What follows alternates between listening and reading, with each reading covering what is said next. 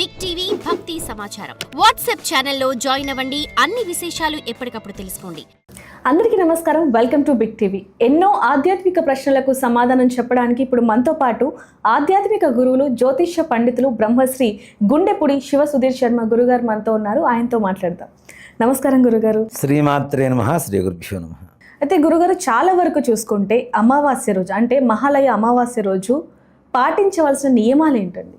ముఖ్యంగా నాన్న, పితృకార్యం చేసేటప్పుడు గుర్తుపెట్టుకోండి, మౌనంగా ఉండాలని చెప్తాం. ఎందుకంటే పౌరుష వాక్యాలు మాట్లాడకుండా, భార్యాభర్తలు గొడవ పడకూడదు. ముఖ్యంగా ఎన్ని గొడవలు ఉన్నా సరే పితృకార్యం రోజున సైలెంట్, మౌనమైన కలహం నాస్తని శాస్త్రమే చెబుతుంది కదా. మౌనంగా ఉంటే గొడవలే ఉండవుగా.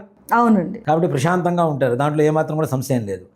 మౌనంగా ఉండడం, పొద్దున్నే తలంటు స్నానం కాదు, తల స్నానం మాత్రమే చేయాలి. అంటే పైన నీళ్లు పోసుకోవడం మాత్రమే, షాంపూలు ఇట్లాంటివి వాడకూడదు. పితృకార్యాలకి సోపు వాడకూడదు. అలాగే పితృకార్యం చేసేటప్పుడు ఏ సమయంలో చేయాలి అనేటువంటి ఒక విషయానికి వస్తే, మిట్ట మధ్యాహ్నం 12 గంటలకు చేయాలి. చాలామంది కూడా ఉద్యోగాలకు వెళ్తూ పొద్దునే చేసి వెళ్తున్నారు. కానీ అది కూడా ఎలా ఉంటుందంటే గురూజీ, అదొక పనిలాగా అయిపోయింది. అంటే పితృకార్యం చేసుకుంటూ ఫోన్లు మాట్లాడడం, బిజినెస్ డీల్ చేసుకోవటం, లేదా హడావిడిగా చేసేయటం, లేకపోతే వాళ్ళకి టైం కుదిరినప్పుడు, అంటే పొద్దున్న నా షెడ్యూల్ ఇది, నాకు ఒక గంట సమయం ఉంది, ఆ గంటలోనే అయిపోవాలి, ఇలా చేస్తే ఫలితం ఉంటుందంటారా? దానివల్ల ఏ రకమైన ప్రయోజనం ఉండదు నాన్న. అంటే మీరు చెప్పినంత ఈజీ కాదండి మాకున్న పరిస్థితికి అంటారు. కానీ నీకు జన్మనిచ్చిన తల్లిదండ్రుల కోసం ఒక్కరోజు కేటాయించలేవు. మొత్తం సంవత్సరం మొత్తం మీద 365 రోజులు సినిమాకు పోవాలంటే లీవ్ పెడతావు. కొత్త సినిమా రిలీజ్ అయితే లీవ్ పెట్టి మరీ ఫస్ట్ షోకి వెళ్ళిపోతావు.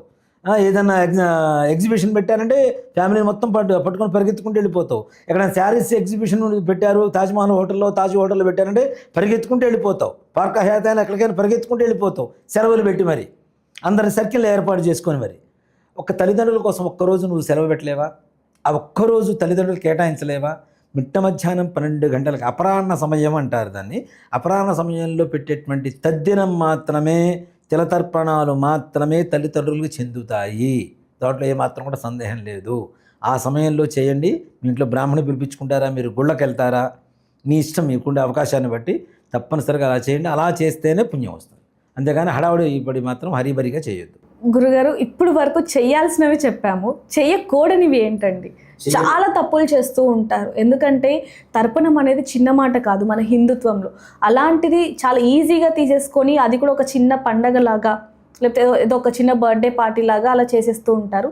అసలు చెయ్యకూడని పనులు అంటే అవి చేస్తే మళ్ళీ తల్లిదండ్రుల ఆ శాపం మనకి తాకటం, ఇవన్నీ కూడా ఉంటాయి. కాబట్టి అసలు ఏం చేయకూడదు అంటారు? పితృకార్యం రోజున తలలో దువ్వెన పెట్టకూడదు. దీంట్లో అనుమానమే లేదు. తల స్నానం చేశారంటే అట్లానే ఉండాలి. పొద్దున్నే తల స్నానం చేస్తాను నాన్న, మరలా పితృకార్యం చేసేటప్పుడు మరలా తల స్నానం చేయాలి. బట్టలు ముందుగా ఆ సమయంలో కట్టుకునే పంచ కావచ్చు, ఏదైనా కావచ్చు, వస్త్రాలు ముందుగా తడిపి ఆరవేసి మరలా పితృకార్యం చేసే ముందు స్నానం చేసి అవి కట్టుకొని మాత్రమే పితృకార్యం చేయాలి. తప్పనిసరిగా దర్భ తప్పనిసరిగా వాడాలి. దర్భ లేనటువంటి తిలతర్పణం వృధా, దాంట్లో అనుమానమేం లేదు. దర్భ అనేటువంటిది చాలా పవిత్రమైనటువంటిది. అంతకుముందు కూడా మనం దర్భ గురించి, చరిత్ర గురించి చెప్పుకున్నాము. అమృత సమానమైనటువంటిది. ఎలాంటి విషాన్నైనా అమృతంగా మార్చగలిగినటువంటి శక్తి దర్భకు ఉంటుంది. అలాగే ఈశ్వరుడు అంటే విష్ణుమూర్తి సృష్టిలో దర్భ చాలా ప్రాధాన్యత ఉంటుంది. ఈశ్వరుడికి చాలా ప్రీతికరమైనటువంటిది.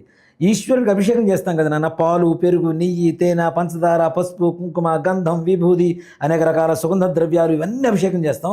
ఇవన్నీ కూడా వద్దు నాన్న.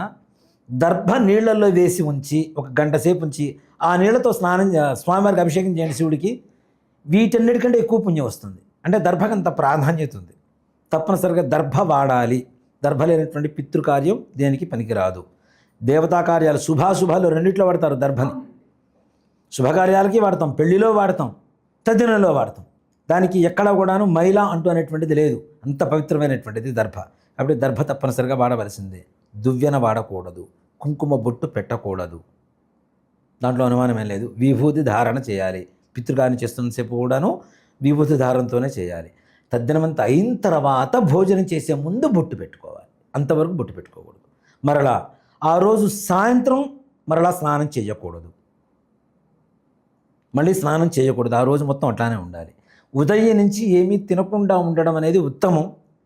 ఉండలేని వాళ్ళు ఎవరన్నా ఉన్నారు అంటే అల్పాహారం చేసి టాబ్లెట్స్ వేసుకునే వాళ్ళు వీళ్ళు ఉంటారు కదా, బీపీ షుగర్లు ఇట్లాంటివి ఉన్నవాళ్ళు, వాళ్ళకేం తప్పు లేదు.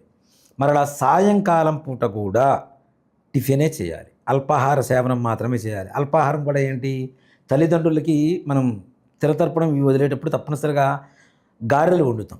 అవును గురు. గారెలు అంటే మసాలా వడలు కాదు, ఒట్టి మినప్పిండితో కొద్దిగా ఉప్పు వేసి వడలు వండుతాం.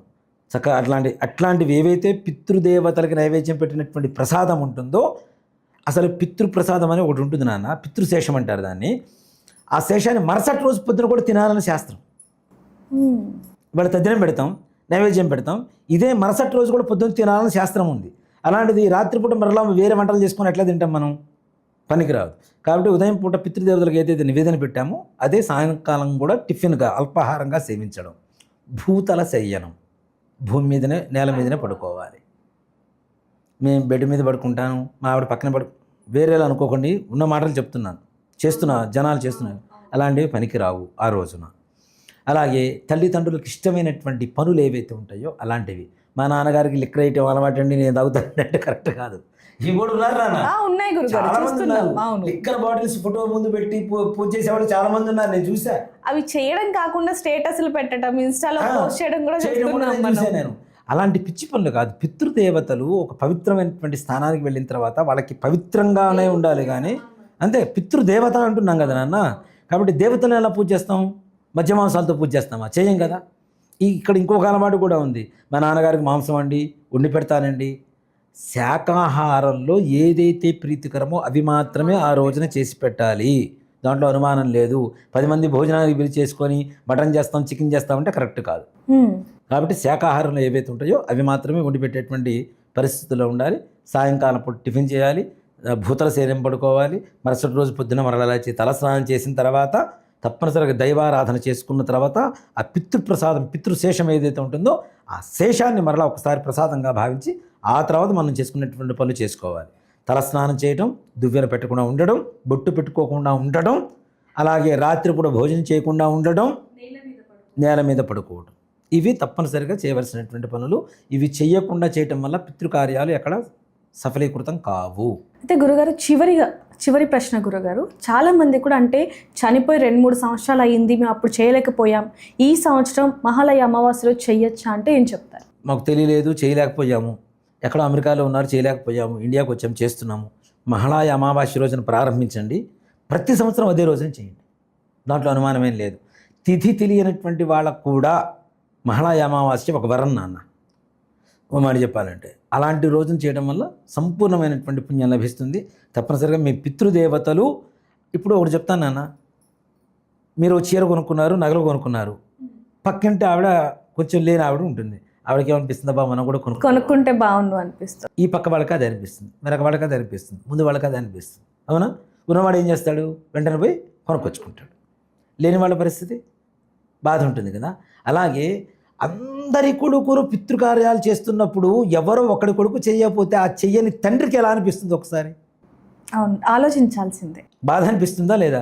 అరే అందరు కొడుకులు పుట్టారు, అందరు చేస్తున్నారు, నా కొడుకు పుట్టి కూడా నాకేం చేయట్లేదు, ఉన్నప్పుడు కూడా చూసుకోలేదు, లేనప్పుడు కూడా ఇవి చేయట్లేదు, నాకు ఎట్లా విముక్తి కలుగుతుంది అనే ఒక ఆత్మఘోష ఏదైతే ఉంటుందో నీ వంశాన్ని మొత్తాన్ని పట్టి కొడుకుతుంది. దాంట్లో ఏమాత్రం కూడా అనుమానం, మనశ్శాంతి ఉండదని చెప్పచ్చు. రాను చివరికి నీకు కొడుకులు పుట్టేటువంటి యోగం, నీ కొడుకులకి ఒకవేళ కొడుకు పుట్టున్నా నీ కొడుకులు పుట్టేటువంటి యోగం లేకుండా పోతుంది. నువ్వు కొడుకుగా పుట్టి నువ్వేం చేయలేవు, నీ కొడుకు పుట్టాడు, వాడు ఏం చేయడు, నువ్వేం చేస్తున్నావు అదే చేస్తాడు, నువ్వేం చేయలేదు కాబట్టి వాడు చేయడు. అలాంటప్పుడు వంశం ఎక్కడ వృద్ధి కలుగుతుంది? పితృదేవతల అనుగ్రహం, పితృకార్యం అయిన తర్వాత బ్రాహ్మణుడు ఆశీర్వదించేది కూడా వంశాభివృద్ధిరస్తు అనే ఆశీర్వదిస్తాడు. అది చేయించుకొని ఆశీర్వచనం తీసుకుంటే వంశం వృద్ధి కలుగుతుంది. నువ్వు చేయకపోతే ఇంకెక్కడ ఉంటుంది, వంశం అక్కడ ఆగిపోతుంది. ధన్యవాదాలండి. శ్రీమాత్రే నమః. శ్రీ గురుభ్యో నమః. For more videos like this, subscribe Big TV channel.